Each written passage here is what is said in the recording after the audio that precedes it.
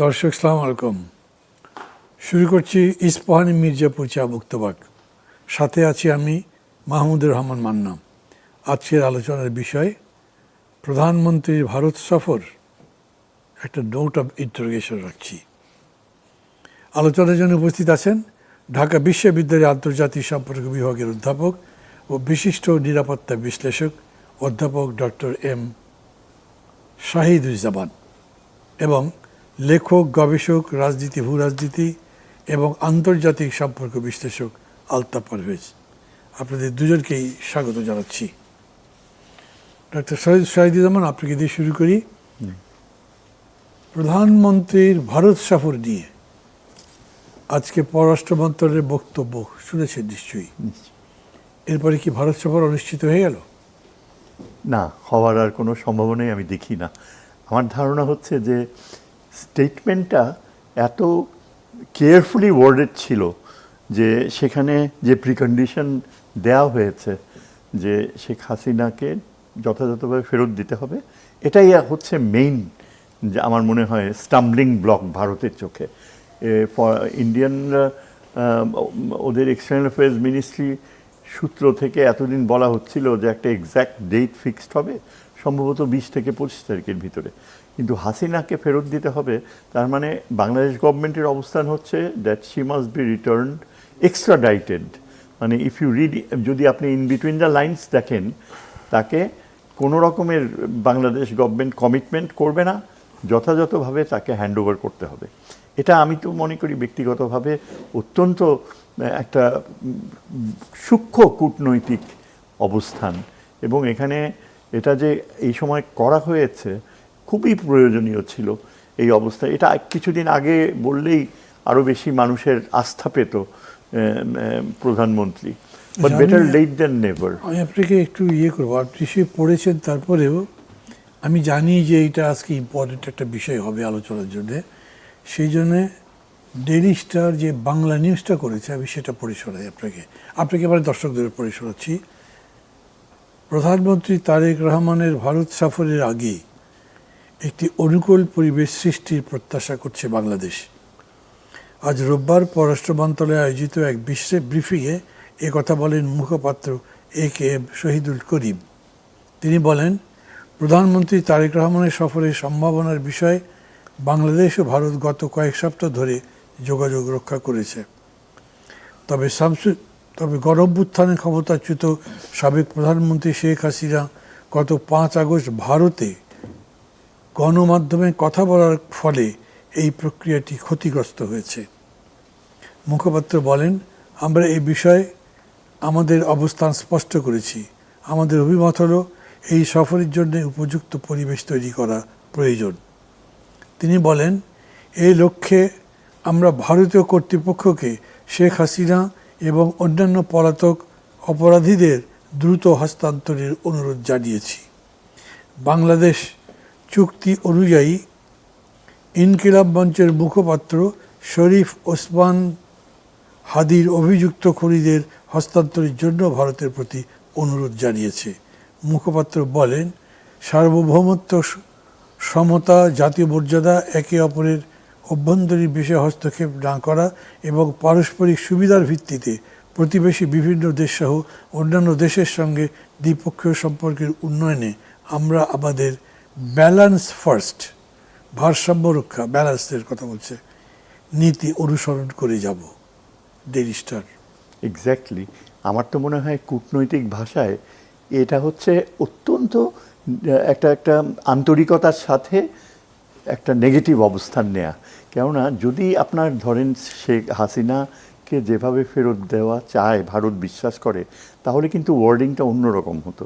তাহলে বলা হতো সম্পূর্ণ নিরাপত্তা এবং যথাযথ সম্মানের সাথে তাকে বাংলাদেশ গ্রহণ করবে এবং তার জীবনের প্রতি কোনো রকমের ঝুঁকি থাকবে না, এরকম আশ্বাস আমরা। জীবনের প্রতি ঝুঁকি থাকবে না কি করে বলবো? মানে জীবনের মানে কি, ওই ডেথ সেন্টেন্সটা হয়তো করে দিতে পারে বা জুডিশিয়াল রিভিউ।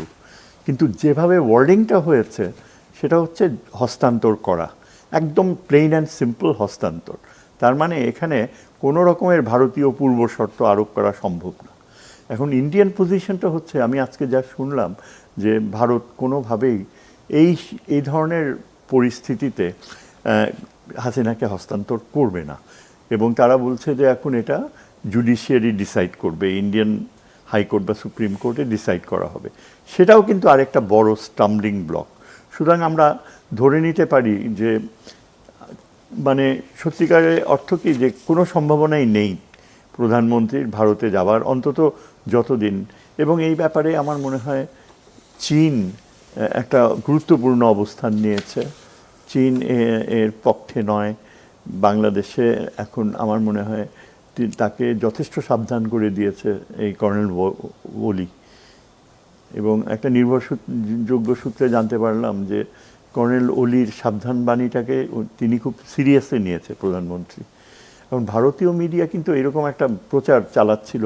আমাদের বাংলাদেশি একজন প্রো আওয়ামী লীগ জার্নালিস্ট তৌফিক মুশফিক এ ধরনের নাম, যে খুব মানে রাতের বেলায় তারেক জিয়ার বাসায় খুব মানে প্রচণ্ড তর্ক হয়েছে, এবং ডক্টর খলিলুর রহমান নাকি হুমকি দিয়েছে যদি আপনি ভারতে যান তাহলে আমি পদত্যাগ করবো। এরকম একেবারে ডাহা মিথ্যা কথা। আমি সরাসরি ডক্টর খলিলের কাছে জিজ্ঞেস করেছি এবং উনি আমাকে লিখে দিয়েছে যে totally A garbage, don't ever believe this sort of propaganda. এবং আমার বিশ্বাস যে ডক্টর খলিলের যে পররাষ্ট্রনীতির দৃষ্টিভঙ্গি, সেখানে তিনি কিন্তু খুব গুরুত্ব দেয় এইভাবে যে চীনের সাথে যে ভিজিটের পরে যে অ্যাগ্রিমেন্টসগুলো হয়েছে, সেই অ্যাগ্রিমেন্টগুলো অনেকটা আমলাতান্ত্রিক ফ্রিজ করে রাখা হয়েছে আলমারির ভিতরে। এখন এই ইয়েগুলো যে অ্যাগ্রিমেন্টটাকে বাস্তবায়ন করার জন্য যদি নীতি, যেমন তিস্তা, তারপর আপনার ধরেন ওই যে পোর্ট সংক্রান্ত এবং করিডোরের, এইগুলো যতদিন না একেবারে নিশ্চিতভাবে আমাদের গভর্নমেন্ট কনফার্ম করছে চীনকে, অর্থাৎ আমরা চীনের সাথে, ডক্টর খলিল আমি যতদূর বুঝি যে যতদিন না একটা নিশ্চিন্ত কমিটমেন্ট পাওয়া যাবে তার আগ পর্যন্ত ভারতে যাওয়াটা বাংলাদেশের স্বার্থ সাপেক্ষ হবে না।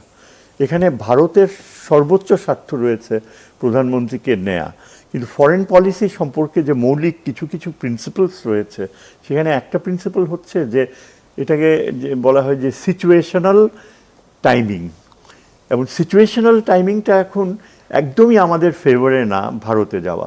হ্যাঁ, অনেক প্রবলেমস আছে, যে তেলের আপনার বাণিজ্য, এগুলোর জন্য প্রধানমন্ত্রীকে যেতে হবে ভারতে, এরকম কোনো আমার মনে হয় না যে বাধ্যবাধকতা রয়েছে। বরং ভারত এই সুযোগে যদি কোনো রকমের প্রধানমন্ত্রীকে নিতে পারে, তাহলে তাদের নানা রকমের কৌশল রয়েছে। একটা সূত্র আমাকে সামরিক সূত্র থেকে জানতে পারলাম যে প্রধান এসে এমনও তুলে ধরেছে যে হানি ট্র্যাপ, আপনি আমার মনে হয় ইউ আর ফ্যামিলিয়ার, হানি ট্র্যাপের একটা ব্ল্যাকমেইল, যে যদি কিছু না হয়। এবং এই জন্য, আর তার উপর আবার তার স্বাস্থ্যগত সিচুয়েশন ভারতে কতটুকু নিরাপদ থাকবে সেটাও তো একটা কথা।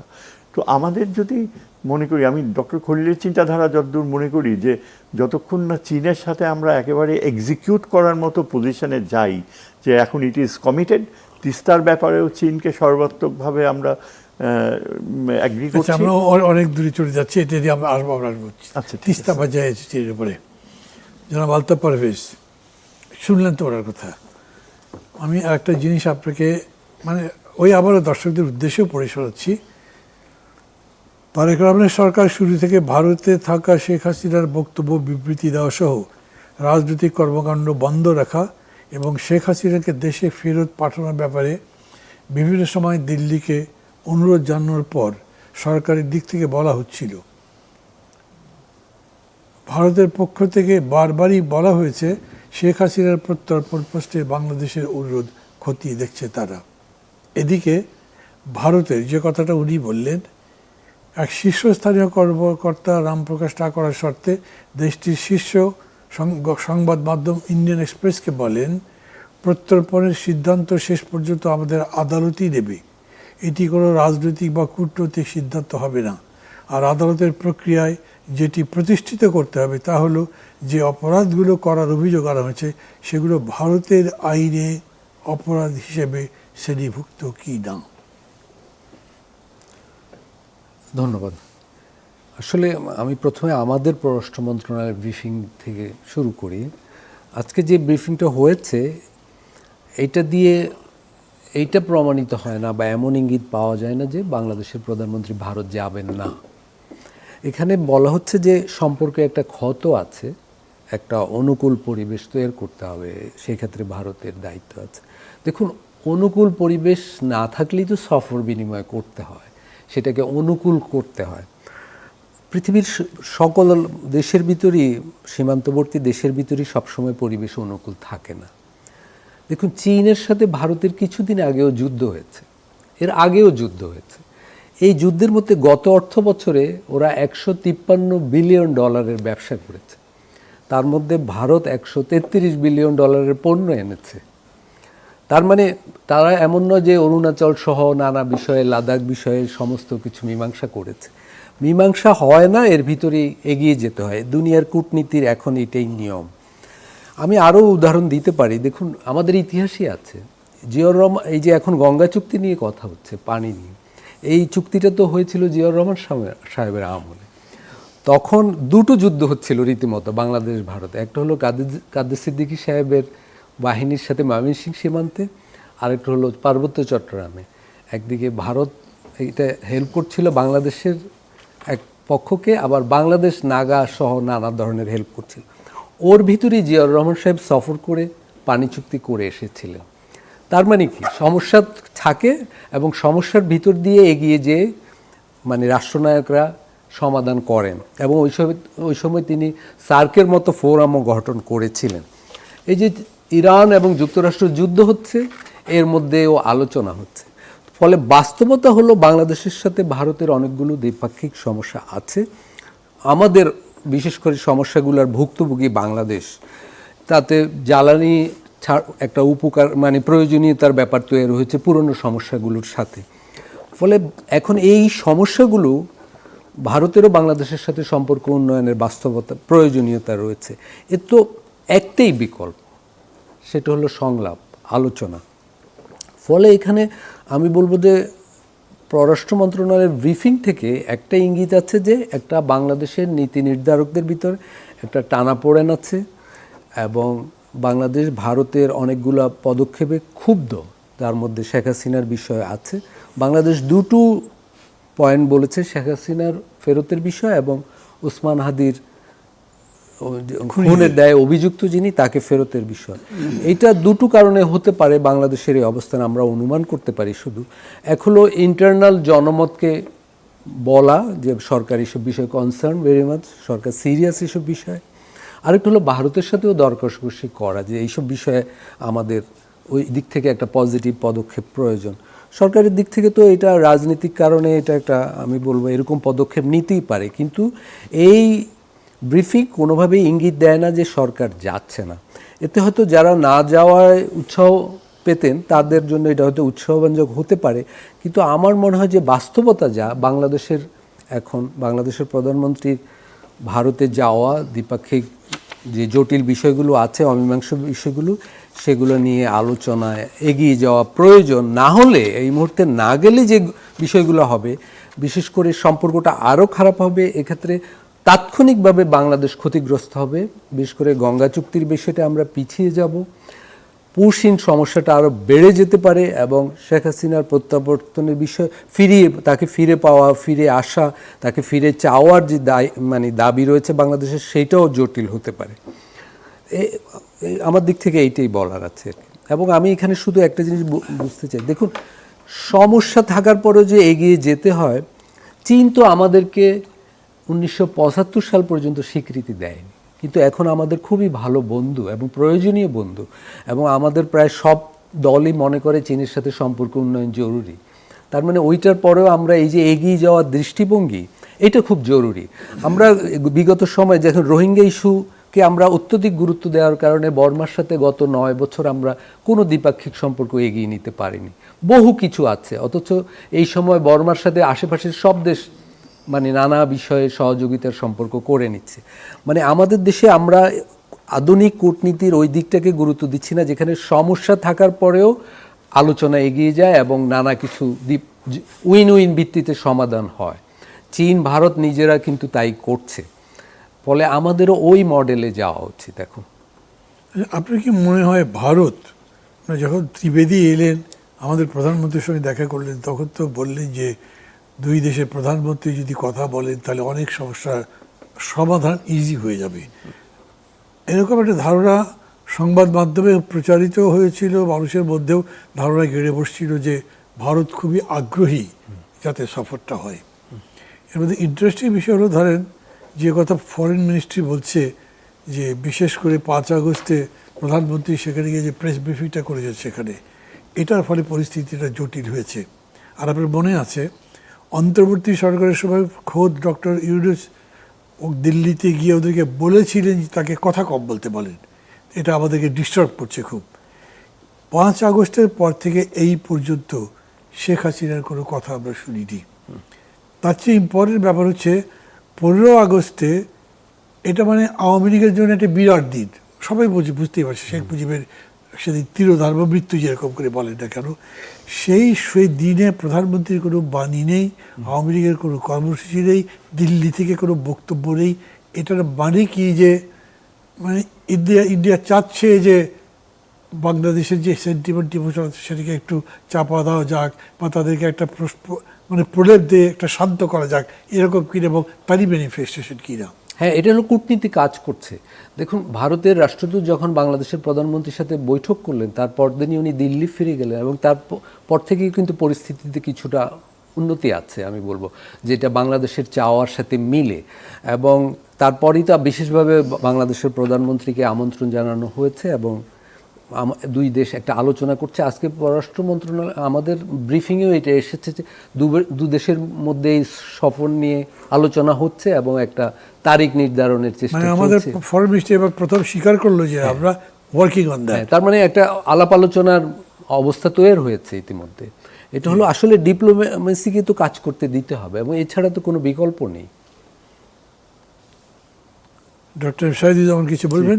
হ্যাঁ, আমার একটু with all due respect Parvez ভাইয়ের প্রতি, আমি মনে করি যে হ্যাঁ, এটা সত্যি কথা যে অতীতে প্রেসিডেন্ট জিয়াউর রহমান গিয়েছিলেন ইন্ডিয়াতে আলোচনা করতে, জিয়ার কথাই বলছেন।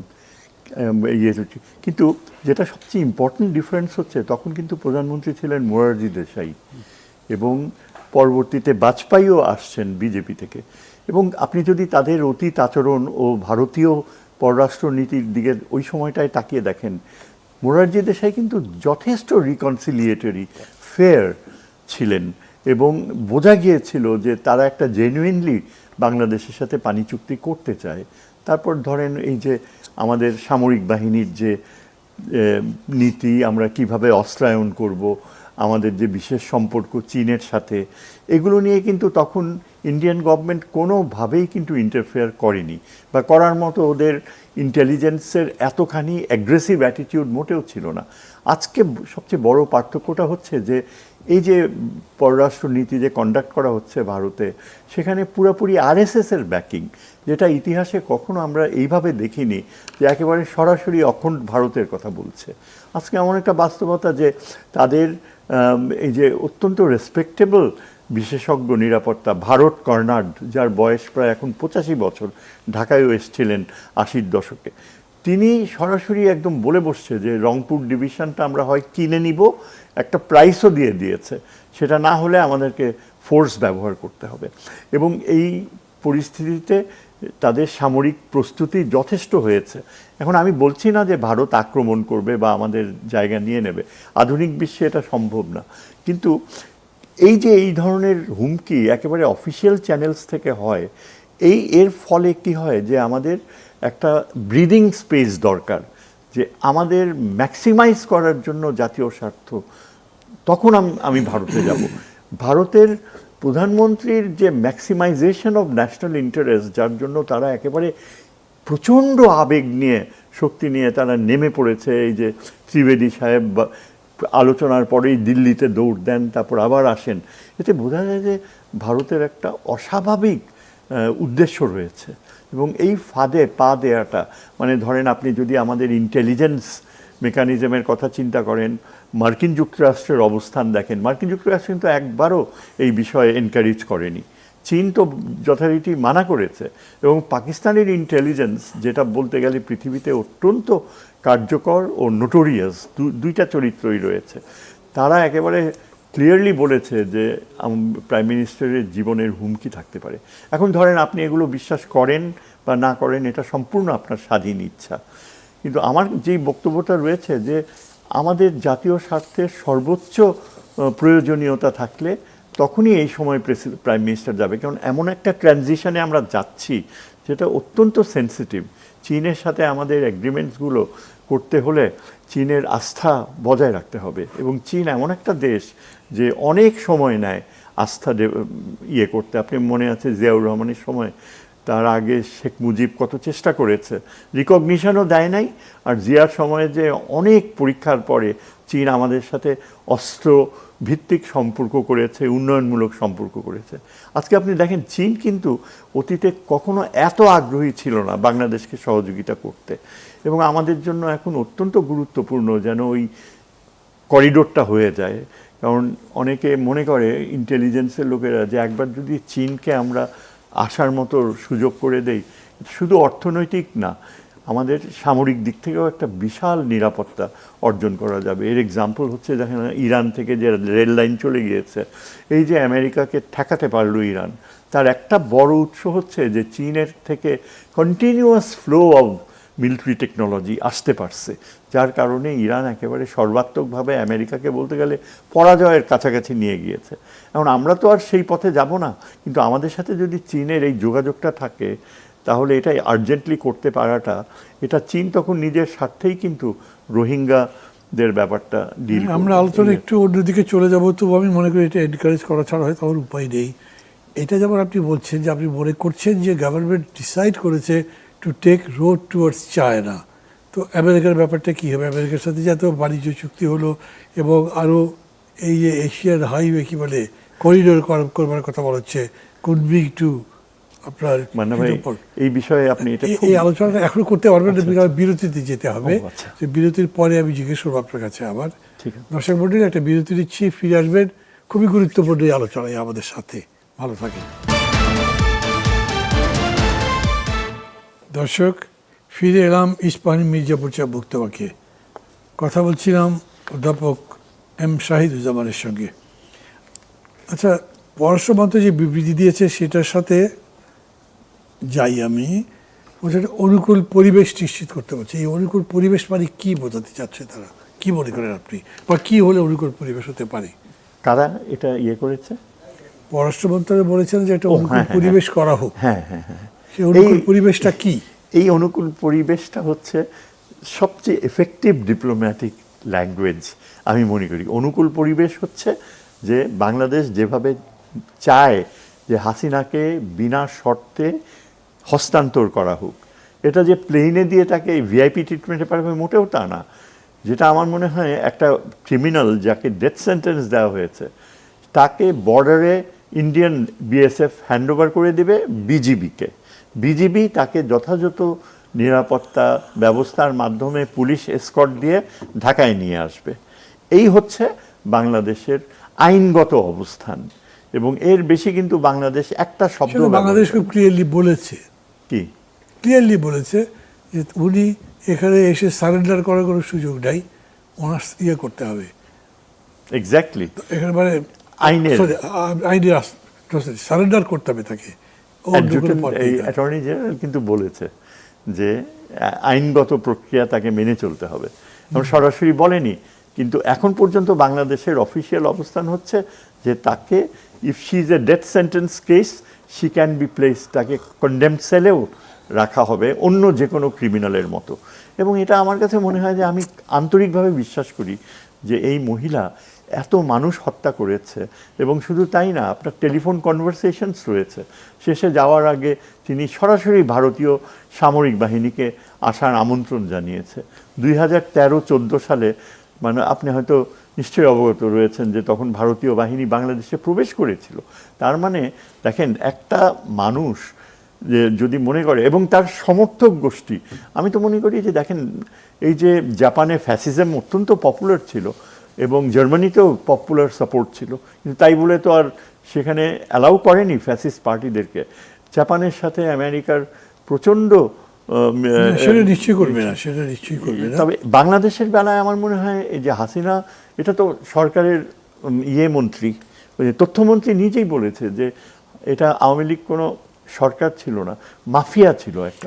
আজকেও সরকার বলেছে যে আওয়ামী লীগ দল হিসেবে তার বিচার প্রক্রিয়া অব্যাহত আছে, এটা চলতেই থাকবে।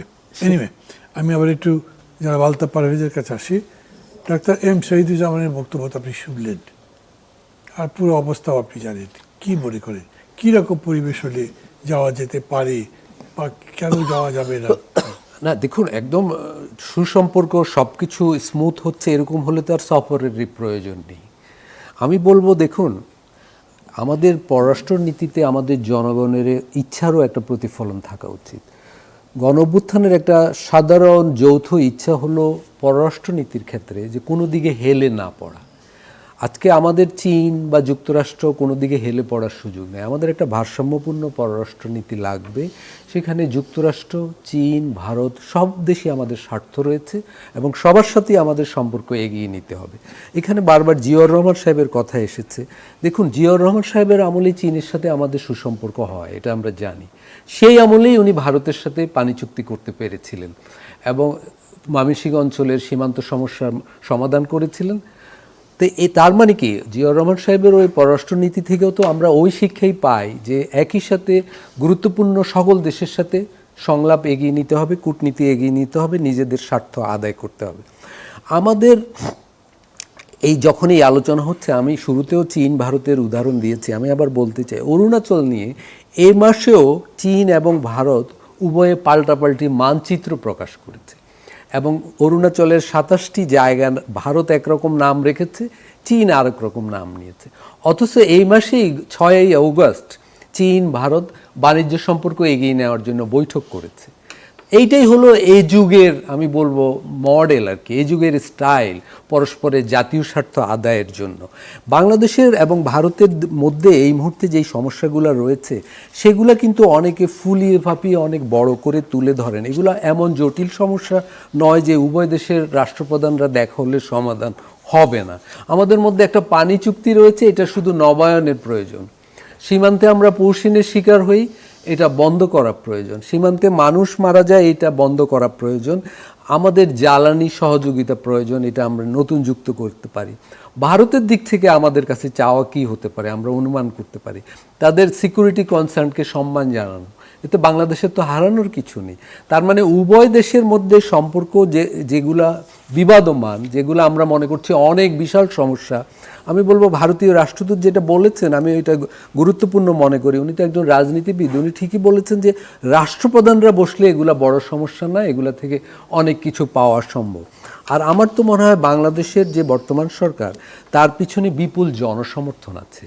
একটা গণ অভ্যুত্থানের মধ্য দিয়ে এই সরকার গঠিত হয়েছে, তারা জানে যে জনস্বার্থে তাদের ভূমিকা রাখতে হবে। দেখুন, ডিপ্লোমেসি কিন্তু থিয়েটার নয় যে হাততালি পাওয়ার জন্য অভিনয় করতে হবে। ডিপ্লোমেসি হলো জাতীয় স্বার্থে, জনগণের স্বার্থে আলোচনা চালিয়ে দর কষাকষি করে একটু একটু করে দাবি দেওয়া আদায় করে নেওয়া। আমরা ভারতে না যেয়ে কি লাভ করব, বরং যাওয়াটা হলো আমাদের একটা পদক্ষেপ, যে চেষ্টা করা হচ্ছে। না যেহেতু আমরা কিছুই আদায় করতে পারবো না। আমাদের চীন যাওয়া প্রয়োজন, আমাদের যুক্তরাষ্ট্রেও যাওয়া প্রয়োজন। এরকম প্রত্যেকটা দেশে আমাদের স্বার্থ রয়েছে। আমি বলবো এখানে আমাদের ইতিবাচক মনোভঙ্গিকে সুযোগ দেওয়া উচিত, নেতিবাচক মনোভঙ্গিকে নয়। কারণ একটা সরকার এসেছে মাত্র ৬ মাস হলো, তাকে আরও ৪.৫ বছর পাড়ি দিতে হবে। এবং অন্তর্বর্তীকালীন সরকার আমলে ভারত বাংলাদেশ সম্পর্কটাকে যে তলানিতে রেখে গেছে, সেখান থেকে আবার উন্নয়ন প্রয়োজন। দেখুন, এই যে উস্কানির কথা বলা হলো, ভারতে যেমন বাংলাদেশের সাথে সম্পর্ক বিরোধী নানা লবি আছে, বাংলাদেশেও ভারতের সাথে সুসম্পর্ক না করার পক্ষের অনেক লবি আছে। এই দুই লবিকে উভয় দেশে ফিক্স করা প্রয়োজন। এখানে সুসম্পর্ক করার পক্ষের জনমতকে গুরুত্ব দেওয়া উচিত এবং শুধু আমি বলবো সরকার টু সরকার নয়, নাগরিক সমাজ সাথে নাগরিক সমাজের যোগসূত্র প্রয়োজন। আমাদের প্রধানমন্ত্রীর ভারত যে শুধু সরকার নয়, আমি বলবো অন্য অন্য রাজনৈতিক দলেরও সেখানে বৈঠক করা উচিত। কেন এটা জরুরি এটা বলে আমি শেষ করতে চাই। আমাদের এখানে যখন গণ অভ্যুত্থান হয়, এই গণ অভ্যুত্থানের সমর্থনে ভারতের অনেক শহরে, কলকাতা সহ বিভিন্ন জায়গায় দিনের পর দিন বিভিন্ন রাজনৈতিক দল কিন্তু সমর্থনমূলক মিছিল সমাবেশ করেছে। তো সেই পক্ষগুলোর সাথে কি আমাদের সম্পর্ক হওয়া উচিত নয়? আমরা সবসময় ভারত রাষ্ট্রের কথা ভাবি, আর ভারতের শুভেন্দু অধিকারীরা শুধু বাংলাদেশ রাষ্ট্রের কথা ভাবে। এখানে উভয় দেশের মধ্যে সম্পর্ক এগুলো যে নাগরিক সমাজ লাভবান হবে সেইটা আমরা ইগনোর করছি। বাংলাদেশের বহু মানুষ ভারতে চিকিৎসার জন্য যেতে চায়, তাদের সেই সুযোগ থাকা উচিত এবং তারা এই সম্পর্ক সহজ হলে তারা লাভবান হবে। বাংলাদেশের বহু রপ্তানিকারকের যুক্তরাষ্ট্রের বাজার সহজ করা উচিত, ফলে যুক্তরাষ্ট্রের সাথে সুসম্পর্ক দরকার। চীনের বহু বিনিয়োগ আমাদের দরকার, ফলে আমরা কোনো এক দেশের সাথে হেলে পড়বো, শুধু একটা দেশের সাথে সম্পর্ক রাখবো, এই ধরনের অনেক মনোভঙ্গিটা অত্যন্ত সংকীর্ণ। ওকে, ডক্টর এম শাহিদুজ্জামান, জি, চীন, ভারত, যুক্তরাষ্ট্র ভূ রাজনীতির জটিল সমীকরণ, সাথে তীব্র জ্বালানি সংকট, ইরান এবং ইউক্রেন যুদ্ধকে কেন্দ্র করে নানান নিষেধাজ্ঞা, আবার আমেরিকার সাথে বাণিজ্য চুক্তির কারণে বিভিন্ন রকম বিধিনিষেধ, একসাথে অনেকগুলো বিষয় আপনাকে আমি দিয়ে দিলাম। সরকারের সামনে ভূ রাজনৈতিক কী চ্যালেঞ্জ দেখছেন? আচ্ছা, আমি বলি যে আমরা এখন আন্তর্জাতিক রাজনীতিতে এমন অবস্থায় প্রবেশ করেছি যে এই যে হাসিনা সময়কার যে সনাতন ধর্মী ধারণা যে আমরা সবার সাথে সম্পর্ক রাখব এবং সবার সাথে একটা ব্যালেন্সড রিলেশনশিপ রাখব, এটা অনেক vague expression. With all due respects আমার সহ আলোচকের সাথে আমি সর্বাত্মকভাবে দ্বিমত পোষণ করি। কেননা আমাদের এই যে এগুলো হচ্ছে ইউটোপিয়ান আইডিয়া, বাস্তবতায় কিন্তু ভারত স্বাধীনতার পর থেকেই বাংলাদেশে একটা অত্যন্ত শত্রু অবস্থান নিয়েছে। আপনার হয়তো মনে পড়বে পাকিস্তানের সারেন্ডার করা বিশাল পরিমাণ আর্মস তারা এখান থেকে চুরি করে নিয়ে গিয়েছে। আমাদের কর্নেল জলিল বাধা দিতে চেষ্টা করেছিল, তাকে গুলি করে হত্যা করার চেষ্টা হয়, তাকে ক্যান্টনমেন্টে আবদ্ধ করে রাখা হয়। He was the first man to shoot at the Indian army. এবং তারপর কর্নেল ওসমানীকেও হত্যা করার প্রচেষ্টা নেওয়া হয়। তারপর দেখেন দীর্ঘ সময়টা যে কেটে গিয়েছে, অনেকে মনে করে যে জিয়াউর রহমানের মৃত্যুর পেছনে ভারতের হাত ছিল। ভারত কখনো আমাদের প্রতি বন্ধুত্ব সুলভ ছিলই না, এবং তারা কিন্তু এখন এটা স্বীকার করছে যে ৭১-এ যে যুদ্ধ হয়েছিল সেখানে তখনই ভারতের দলিল এমন ছিল যে বাংলাদেশ ভারতের অংশ হয়ে যাবে। এখন আপনি ধরেন যদি বলেন যে ভারসাম্য, এটা তো অনেক জটিল একটা বাস্তবতা। এই আধুনিক বিশ্বে কূটনীতি হচ্ছে যে আপনাকে, আমার প্রশ্ন কিন্তু ইন্ডিয়াকে নিয়ে না, আমি বলছি এই অন্যদের চীন, কথা। ভারত, যুক্তরাষ্ট্র আচ্ছা, মিলে বলে। আধুনিক বিশ্বের কূটনীতিতে আমাদেরকে একটা কোর অ্যালাই থাকতে হবে, মিত্র। এবং সাউথ ইস্ট এশিয়া বলেন, মিডল ইস্টে বলেন, পাকিস্তান বলেন, শ্রীলঙ্কা বলেন, তারা কিন্তু এখন চীনের সাথে একটা নিরাপত্তা সম্পর্ক গড়ে তুলছে। আমেরিকার সাথেও আবার অনেক দেশ গড়ে তুলছে। এখন আমাদের সম্পর্কগুলায় আমাদেরকে কতগুলো চয়েস করতে হবে। কারণ আমরা যদি সবার সাথে ব্যালেন্স করি আর কারোর সাথে আমাদের নিরাপত্তা, মিত্রতা খুঁটি না রাখি, তাহলে কিন্তু ভারত সেই সুযোগ নেবেই। আমি তো মনে করি যে এখন এই যে আমেরিকা, চীন, আর আমি তার সাথে পাকিস্তানকেও যোগ দিব। আমি মনে করি যে এই যে ইউনূস সাহেবের সরকার এবং পরবর্তীতে এই যে ডক্টর খলিলের নেতৃত্বের ফরেন পলিসিতে কিন্তু অনেকটা আমরা অগ্রসর হয়েছি পাকিস্তানের সাথে আর চীনের সাথে আমাদের আকাশ নিরাপত্তা ব্যবস্থাকে জোরদার করতে। ভুলে গেলে চলবে না, আমাদের কাছেই হাসিমারা বেইসে ভারত অত্যন্ত উন্নত মানের অস্ত্র বসিয়েছে। এগুলো কিন্তু সামরিক ভাষায় এগুলো অত্যন্ত নিরাপত্তাহীনতার সৃষ্টি করে। আমি বলছি না যে আমাদেরকে যুদ্ধ করতে হবে, কিন্তু আমাদের নিবারক থাকতে হবে। এখন ধরেন, যদি আপনারটা বুঝে থাকি ভাই, জি, তাহলে আপনাকে বলি, ধরেন আমাদের প্রধানমন্ত্রী যখন চীন সফরে গেলেন এবং সব শেষে চীনের প্রেসিডেন্ট শি জিনপিংয়ের সঙ্গে তার বৈঠক হলো, তখন যে যৌথ বিবৃতি বেরিয়েছিল তাতে বলা হচ্ছিল যে চীন বাংলাদেশের সার্বভৌমত্বকে সর্বরকম সম্মান দেখাবে, শ্রদ্ধা করবে। এটা একটা ইন্ডিকেটিভ কথা বলেছিল আমার কাছে, এবং অনেকের কাছে এরকম মনে হয়েছিল। এরপরেও ধরেন এই কথা চীন বলেছে, সর্বশেষ যেটা হয়েছে এটা নিশ্চয়ই জানে, সবাই জানে, পত্রপত্রিকায় নিউজ না হলেও সবাই জানে, রর চিফ বাংলাদেশে এসেছিলেন এবং নিউজ একটা পত্রিকায় প্রকাশিত হয়েছিল, রর চিফ যেদিন এসেছিলেন চলে গেছেন, রর চিফ আসবার এবং দেখা করবার এই কোনো একটা টাইমের মধ্যে আধা ঘন্টার গ্যাপে চাইনিজ অ্যাম্বাসেডার আমাদের প্রাইম মিনিস্টারের সঙ্গে দেখা করেছে এবং সেখানে বলেছেন যে ইন এনি কেস আমরা বাংলাদেশের সার্বভৌমত্ব স্বাধীনতার পক্ষে আছি। আমার প্রশ্ন হচ্ছে যে এটা এমন এক সময় বলা হচ্ছে যখন আমেরিকার সঙ্গে আমাদের বাণিজ্য চুক্তি আছে, তার জন্য তো চীন সরে যাচ্ছে না, অথবা আমাদের ইন্ডিয়ার সাথে যতটুকু সম্পর্ক আছে সেইটা ধরে রেখেও তারা বলছে যে আমরা তোমাদের সার্বভৌমত্বের সাথে আছি। আপনি যেটাকে বলছেন আপনার পলিসি, আমি কথা বুঝেছি যে আমাদের একটা প্রাইম ইয়ে থাকতে হবে এবং দ্যাট ইজ আপনার বিবেচনায় চায় না, অন্যগুলো নিয়ে আমাদের অত বেশি ভাবার দরকার নেই। আমরা এইটা যদি ঠিক রাখতে পারি then we are guaranteed about our sovereignty and integrity, যাই বলেন এগুলো নিয়ে। Exactly. এইটা আপনার বক্তব্য। হ্যাঁ। কিন্তু এরকম দেখা যাচ্ছে যে তাদের সাথে সম্পর্ক রাখবার পরে আমরা অন্যদের সাথে সম্পর্ক তো রেখে চলতে পারছি, টু ইউ লিভ দ্যাট, অথবা আমরা ওটা রাখবো। আমি তো প্রশ্নটা মনে এটা। করি একজন কূটনীতির ছাত্র হিসেবে আমরা যদি চীনের সাথে সম্পর্ক গভীরতায় নেই, যেটা আপনি বললেন কিছুক্ষণ আগে যে গ্যারান্টি চায়না নিশ্চয়তা দিয়েছে আমাদের সোভারেন্টির, এটা একটা বিশাল নিরাপত্তা। এবং এর ফলে যেটা সনাতন চিন্তা হয় যে মার্কিন যুক্তরাষ্ট্র দূরে সরে যাবে বা দূরে আটকাবে তাদের চুক্তিতে, এটাকে কিন্তু আমি অ্যাটল বাস্তবসম্মত মনে করি না। প্রথমত আমেরিকার সাথে যে আমাদের বাণিজ্য চুক্তি হয়েছে, তখন ডক্টর খলিল যখন নেগোশিয়েট করলেন, ওই সময়টায় কিন্তু অন্যান্য দেশও কিন্তু ট্যারিফ নিয়ে প্রচুর বার্গেনিং করেছে। আমরা 19% ট্যারিফে রাখতে পেরেছি এবং তার জন্য আমাদেরকে অনেক কিছু আপনার কম্প্রোমাইজ করতে হয়েছে, যেটা অন্য দেশগুলোকেও করেছে। সেটা ছিল তো ভাই একটু পরে আসলো, চুক্তিটা তো হচ্ছে ইউনূস সাহেবের শেষের দিকে, হ্যাঁ যে বাণিজ্য চুক্তি সাথে শেষে হলো। হ্যাঁ হ্যাঁ, শেষে যেটা হয়েছে সেটা টাইমিংয়ের ব্যাপার ছিল, সেখানে বাধ্যবাধকতা ছিল আমি যতদূর মনে করি। এবং যেহেতু ট্রাম্প একটা বিশেষ ধরনের মুডে থাকে তার আন্তর্জাতিক নীতি বাস্তবায়নের ক্ষেত্রে, ইরানের ব্যাপারে হোক বা আপনার এই যে আমাদের মতো অনেকগুলো দেশের ব্যাপারে হোক, সেই পরিস্থিতিটা কিন্তু পরিবর্তন হয়। আমেরিকা আপনি লক্ষ্য করবেন আমাদের উপর কিন্তু ওই শর্তগুলোর বিষয় নিয়ে চাপ দিচ্ছে না। আমেরিকা আমাদের এই দিচ্ছে না, আমরা রাশিয়া থেকে তেল আনতে পারলাম না তাদের অনুমতি ছাড়া। না, কিন্তু পরে তো আবার শিথিল করেছে। তারা বলেছে যে আগামী 3 মাসের জন্য বাংলাদেশ তেল কিনতে তাদের আপত্তি থাকবে না। দেখেন, একটা বৃহৎ শক্তির সাথে ডিল করতে হলে এই ধরনের বাস্তবতাগুলো ফেস করতে হয়, কিন্তু তার অর্থ এই না যে আমেরিকা আমাদের থেকে দূরে সরে যাবে। আপনি পাকিস্তানের এক্সাম্পলটাই দেখেন, চীন পাকিস্তান সর্বাত্মকভাবে অ্যালাইজ, তারপরে এখন আমেরিকার চোখে পাকিস্তান হচ্ছে সবচেয়ে নির্ভরযোগ্য মিত্র, ইরান যুদ্ধে যে সাহায্য করেছে। আর অন্যদিকে ভারতকে আমেরিকা একেবারে সরাসরি দূরত্বের অবস্থানে ঠেলে দিয়েছে। না, ধরেন আপনি বলতে পারেন পাকিস্তান আছে একটা দেশ, ওদের খুব ভালো সম্পর্ক আছে চীনের সাথে, ভালো সম্পর্ক আমেরিকার সাথে, ভালো সম্পর্ক সৌদি আরবের সাথেও আছে।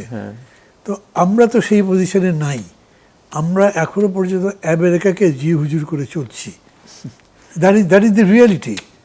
কারণ যখন চীনের প্রেসিডেন্ট নিজে ইন্টারেস্টেড ছিলেন যে তুমি এই ইকোনমিক করিডোরটা করো, মানে কুনমিং টু পোর্ট আমাদের হয়ে বারবার হয়ে, এটার ব্যাপারে গভর্নমেন্ট এখনও পজিটিভ কোনো আনসার দিতে পারেনি। এটা আমার মনে হয় যত শীঘ্র সম্ভব কাজ শুরু করা উচিত। অলরেডি মায়ানমারের মান্দালয় পর্যন্ত অলরেডি সড়ক যোগাযোগ রয়েছে।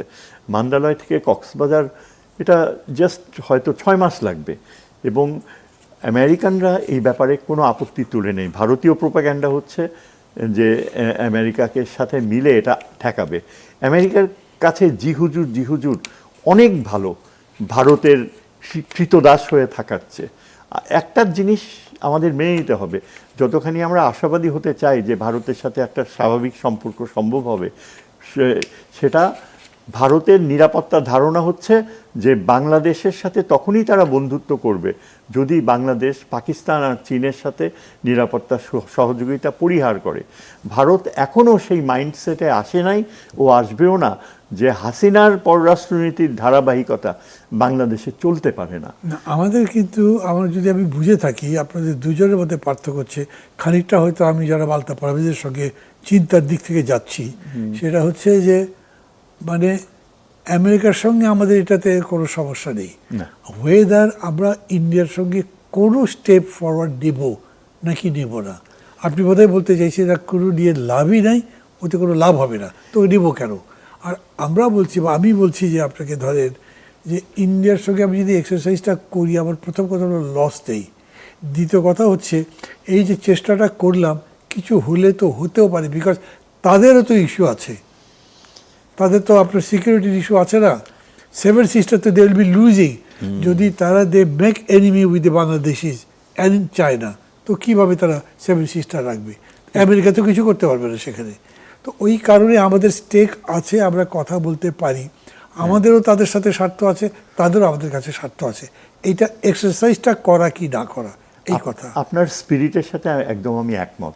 পার্থক্যটা হচ্ছে এখানেই যে টাইমিংয়ের ব্যাপারটা, কোন সময়টা আমাদের সর্বোচ্চ জাতীয় স্বার্থ চরিতার্থ করার সময়, এই সময়টায় আমরা যদি যাই তাদের এত আগ্রহে সাড়া দেই, বড় একটা সম্ভাবনা রয়েছে যে আমরা তাদের ফাঁদে পড়ে যাব।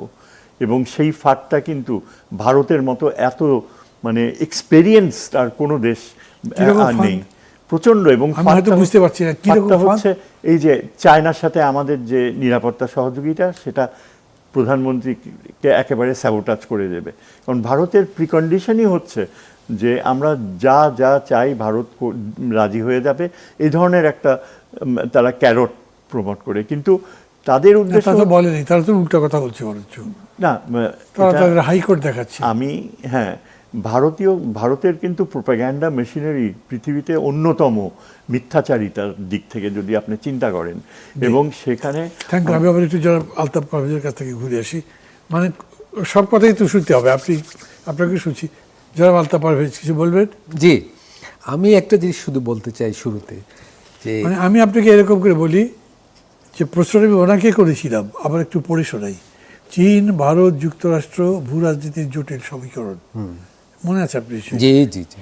সাথে তীব্র জ্বালানি সংকট, ইরান এবং ইউক্রেন যুদ্ধকে কেন্দ্র করে নানান নিষেধাজ্ঞা, আবার আমেরিকার সাথে বাণিজ্য চুক্তির কারণে বিভিন্ন রকম বিধিনিষেধ, এতগুলো ফ্যাক্টর সেক্টরে মিলে তারপরে সরকারের সামনে ভূরাজনৈতিক কি চ্যালেঞ্জ দেখেন? চ্যালেঞ্জ আমি শুরুতে যেটা বললাম, দেখুন আমেরিকার সাথে আমাদের একটা চুক্তি আছে, যেটা আমরা একতরফা বলছি, যদিও প্রকাশ করা হয়নি। চীনের সাথে আমাদের প্রতিরক্ষা এবং বিনিয়োগের ক্ষেত্রে বহু প্রকল্প যুক্ত। ভারতের সাথে আমাদের 50টি নদী, 4000 কিলোমিটারের বেশি সীমান্ত যুক্ত। আপনি কোনটা বাদ দিয়ে কোনটা যাবেন? কোনোটাই বুদ্ধিমানের হবে না কোনোটা বাদ দিলে। অর্থাৎ এই 3 দেশকেই আপনাকে ডিল করতে হবে। আপনি শুধু চীনের সাথে সম্পর্ক করলে আপনার রপ্তানি পণ্যগুলো কোথায় যাবে, কোন দেশে পাঠাবেন? চীন তো আপনার কাপড়ের বাজার নয়, বাজার তো ইউরোপ, আমেরিকা। আবার আপনার এখানে প্রচুর বিনিয়োগ দরকার, আমেরিকার এখন আর অত টাকা নেই বিনিয়োগ করার মতো, ভারতও করবে না, তাহলে চীনের কাছে আপনার যেতে হবে। আবার আপনি পানি পেতে চান, আপনার ওই 50টি নদীর পানি যেভাবে হোক আলোচনা করে তো কিছু আনতে হবে। আজকে ডিসেম্বরে যদি গঙ্গা চুক্তি আর নবায়ন করা না হয়, তাহলে এই নদীটার পানিও তো চলে যাবে। ভারত দিচ্ছে না, কিন্তু আলাপ তো করতে হবে। একবার যখন চুক্তি হচ্ছে নিশ্চয়ই নবায়নও করা যাবে বা জট খুলতে হবে। তার মানে ভূ রাজনীতিক জটিল গ্রন্থি একটাই, খোলার একটাই পথ, সেটা হলো সবার সাথে একটা ক্ষুদ্র বা মাঝারি দেশ হিসাবে বাংলাদেশকে আলোচনার অ্যাটিটিউড দেখাতে হবে, সুসম্পর্কের ভঙ্গি নিয়ে এগোতে হবে। এবং আপনি যেটা বলেছিলেন একবার, যে সব দেশের বাংলাদেশও স্বার্থ আছে, 20 কোটি মানুষের দেশ, একটা বাজারও তো বটে, ফলে ওই সব দেশেরও বাংলাদেশের স্বার্থ আছে। চীনের এখন বিশ্বের চীন যুক্তরাষ্ট্র দ্বন্দ্বের একটা বড় ভরকেন্দ্র এশিয়া, ফলে চীনের বাংলাদেশকে দরকার আছে, যুক্তরাষ্ট্রেরও দরকার আছে। এই দরকার নিয়ে আমাদের দর কষাকষি করতে হবে। ভারতেরও আমাদের দরকার আছে, সুতরাং ওর দরকার আর আমার দরকার ম্যাচ করতে হবে। চ্যালেঞ্জটা এইখানে। আমি যদি গতানুগতিকভাবে ওই একদিকে হেলে পড়ার চিন্তায় থাকি, তাহলে কিন্তু হবে না। আমি শেষ করতে চাই একটা বিষয়। দেখুন, ভিয়েতনামের সাথে যুক্তরাষ্ট্রের তো মহাকাব্যিক যুদ্ধ হয়েছিল, পৃথিবীর ইতিহাসে অনেক বড় যুদ্ধ। এখন ভিয়েতনাম আর যুক্তরাষ্ট্র হলো সবচেয়ে বড় বিজনেস পার্টনার। এইটাই হলো বাস্তবতা। একালে বাণিজ্য হলো মূল বিষয়, অর্থ আপনার ঘরে কয়েন আসছে কিনা সেটা হলো গুরুত্বপূর্ণ। একালে সার্বভৌমত্ব নিয়ে মানে একটা কল্পিত ভয়ের জগতে বাস করলে ঘরে কয়েন আসে না। ধন্যবাদ। জি, ডক্টর এম শহীদুজ্জামান, জি। একটু অন্যদিকে যাই। অন্যদিকে মানে এই দিকের মধ্যেই কিন্তু প্রসঙ্গটা একটু ভিন্ন রকম হবে। ডিসেম্বরে দেশে ফিরবেন বলে শেখ হাসিনার ঘোষণাকে কিভাবে দেখেন? আদৌ ডিসেম্বরে তিনি কি কে দেশে ফেরার কথা হাসিনা? ভাবছেন বলে মনে করেন, নাকি এটা শুধুমাত্র নেতাকর্মীদের চাঙ্গা রাখা এবং বাংলাদেশের রাজনীতিতে প্রাসঙ্গিক থাকার কৌশল? আমি মোটেও মনে করি না যে আমার ডিসেম্বরে, হাতে কিন্তু সব মিলে 5 মিনিট আছে, আপনারা আচ্ছা। দুজন বলবেন, আমি বলবো। আমি এটা মোটেও বুঝি। মনে করি না যে হাসিনা ডিসেম্বরে ফিরবে। এটা হচ্ছে ওই যে আপনি যেটা বললেন, দলকে চাঙ্গা রাখা, এবং তাদের যে যে এই যে সাংবাদিক গোষ্ঠী রয়েছে, এরা কিন্তু প্রচণ্ড মিথ তৈরি করে, এই যে ফিরবে এই মাসেই, অগস্টেই ফিরে যাবে। এটা অ্যাবসলিউটলি মানে অবাস্তব এই চিন্তা করা। কারণ প্রথমত ভারতের জুডিশিয়াল প্রসেস এটা লেংদি হবে, এবং বাংলাদেশ, আমার মনে হয় না যে এটা এই যে বলা হয়েছে জনসমর্থনকে, তারেক জিয়ার ভারতে যাওয়া আমি মনে করি যে বিশাল একটা জনসংখ্যার অংশ বিরোধিতা করে। প্রচণ্ড আবেগ, বাংলাদেশের মানুষ কোনোভাবে চায় না যে তার প্রধানমন্ত্রী এই সময়টায় যাক। কারণ উন্ডসগুলা কিন্তু এখনও মারাত্মকভাবে রয়েছে। ভারতের যে রোল ছিল এই যে তারা যে গণহত্যায় অংশ নেয়া, এবং সেটাকে যে খাটো করে দেখছে ভারত, সেটাকে স্বীকৃতি দেয় না। সেদিক থেকে চিন্তা করতে গেলে কিন্তু মানুষের, আমি আমার ভাইয়ের সাথে দ্বিমত পোষণ করি এই অর্থে যে বাংলাদেশের জনগণ সমর্থন করে। আমি মোটেও মনে করি না যে জনগণ, বরং আমার ধারণা যে ডিসেম্বরে তারেক জিয়া যদি ইন্ডিয়াতে আলোচনা করতে যায়, ডিসেম্বরের মধ্যে এই সরকারের পতন ঘটবে। ভারত সেটা নিশ্চিত করবে, কেননা জনগণের সেন্টিমেন্ট অত্যন্ত ভারত বিরোধী। জি, যারা বলতে পারবে। আমি অন্যভাবে বলি শেখ হাসিনার বিষয়টা। শেখ হাসিনা যদি আসতে পারেন, বাংলাদেশে ফিরতে পারেন, কারাগারে থাকেন বা বাইরে থাকেন, যাই ঘটুক, সেটা ওনার লাভ, আওয়ামী লীগের লাভ এবং ভারতেরও লাভ। আর উনি যদি না আসতে পারেন বা না আসেন, তাহলে আমি বলবো সেটা বিএনপির জন্য লাভ। কারণ বাকিটা কি ঘটবে আমি জানি না। না, সে তো আপনি একটা অ্যানালিসিস বললেন, কিন্তু আমি তো মনে করি উনি আসতে চান, ফিরতে চান। সেটা ওনার তো, যেহেতু উনি কনভিক্টেড হয়ে আছেন, ওনার কারাগারেই ওনার ঠাঁই হবে। এবং আমি বলবো যে ভারতও ওনাকে পাঠাতে চায়। দেখুন, ভারতের জন্য বাংলাদেশের সাথে দর কষাকষির অনেক হাতিয়ার আগেই ছিল। আওয়ামী লীগের পুরো নেতৃত্ব ভারতে আছে, নিশ্চয়ই ভারত এই হাতিয়ারটাও বাংলাদেশের সাথে ব্যবহার করবে। এটাই দুনিয়ার নিয়ম, যখন যে অ্যাসেট পায় সেই অ্যাসেট ব্যবহার করে। এখন প্রশ্ন হলো বাংলাদেশ এটা কিভাবে মোকাবেলা করবে? বাংলাদেশ কি ভারতকে সুবিধা করে দিবে না নিজের সুবিধা? বাংলাদেশ, আমি বলতেছি বিএনপি সরকারের কথা। এইখানে আমি বলবো ভারতের কৌশলের বিপরীতে বাংলাদেশ সরকারের কৌশল হওয়া উচিত, এখানে একটা রিকনসিলিয়েশন করে ভারতের ওই কার্ডটাকে নিষ্ক্রিয় করে দেয়া। জি, বলবেন কিছু আর? আমি জাস্ট এটুকুই বলে শেষ করব যে আমরা এখন যে পথে অগ্রসর হচ্ছি, এই সময়টায় আমরা যদি চীনের সাথে ও মার্কিন যুক্তরাষ্ট্রের সাথে, স্পেশালি ইউরোপিয়ান ইউনিয়নের সাথে, এবং এই যে মাক্কা প্যাক্ট যেটা সৌদি আরব এরা ছিল, এই সব ক্ষেত্রে যদি আমরা এগুতে পারি, তাহলে ভারতের সাথে কূটনৈতিক আলোচনায় আমাদের পিছনে শক্তি থাকবে। যে কোনো নেগোসিয়েশনস, আপনি দুর্বল অবস্থানে গেলে ভারত আপনার ঘাড় মটকে দিবে। কিন্তু আমরা যদি কূটনীতির ক্ষেত্রে ভারতকে পজিশন অফ স্ট্রেংথ থেকে ডিল করতে পারি, তাহলে তিস্তার পানি, পদ্মার পানি, বাণিজ্য সব কিছুতেই আমরা অগ্রসর। কিন্তু তার আগে আমাদের এই চীন, মার্কিন যুক্তরাষ্ট্র এবং এই আমাদের যে পররাষ্ট্রমন্ত্রী, তার যে অত্যন্ত কার্যকর সার্থক একটা কূটনৈতিক স্পৃহা, সেটা আমার মনে হয় আমাদেরকে আপনি সাকসেসফুলি। 30 সেকেন্ডের মধ্যে বলেন তো দেখি, মক্কা প্যাক্টের সাথে আমরা কিভাবে যেতে পারি? মক্কা প্যাক্টে তো এই যে আপনার ইয়ে রয়েছে, সৌদি আরেবিয়া রয়েছে, মার্কিন যুক্তরাষ্ট্র রয়েছে, মানে না আর বোধ হয় আরও কয়েকটা দেশ অঞ্চল। এখন সৌদি আরব চাচ্ছে বাংলাদেশও যেন তাতে ইনভলভড হয়, অত গভীরভাবে না, ইনভলভ। এখানে সুযোগ আছে এরকম?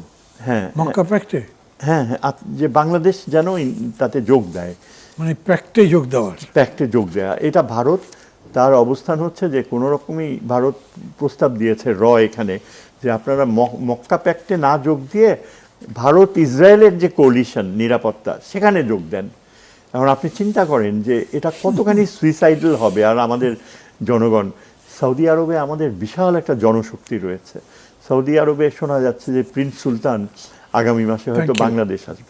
তাহলে এটা একটা সুযোগ ক্রিয়েট করবে আমাদের একটা বিশাল অর্থনৈতিক অর্জনের জন্য। Thank you.